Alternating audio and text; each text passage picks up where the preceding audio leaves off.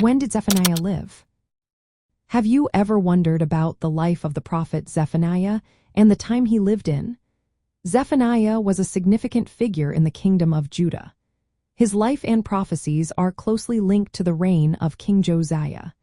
This reign lasted from around 640 to 609 before the Common Era.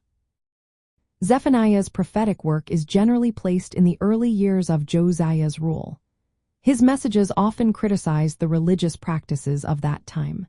He spoke out against the worship of Canaanite gods and the mixed religious practices that had emerged during the reign of King Manasseh, Josiah's predecessor.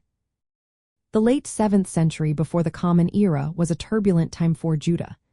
Zephaniah warned of impending judgment not only on Judah but also on neighboring nations. He mentioned places like Philistia, Moab, and Ammon. One of his notable prophecies was directed at Nineveh, the capital of the Assyrian Empire, which fell in 612 before the Common Era. This event helps us date his ministry to around that time.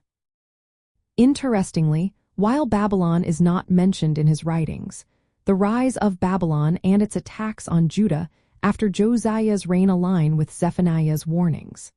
His messages reflected the political and social conditions of his day, making them relevant to the events unfolding in Judah. From a religious perspective, Zephaniah's era was crucial. Under King Josiah, significant religious reforms were taking place. Josiah aimed to centralize worship in Jerusalem and eliminate idolatrous practices. The temple in Jerusalem, a key sacred site, played a central role in these reforms. Zephaniah's prophecies would have influenced the religious atmosphere surrounding the temple and other holy places. His messages emphasized the need for purity in worship and devotion to Yahweh alone. In summary, Zephaniah lived and prophesied during the early 7th century before the Common Era, specifically during King Josiah's reign from approximately 640 to 609 before the Common Era.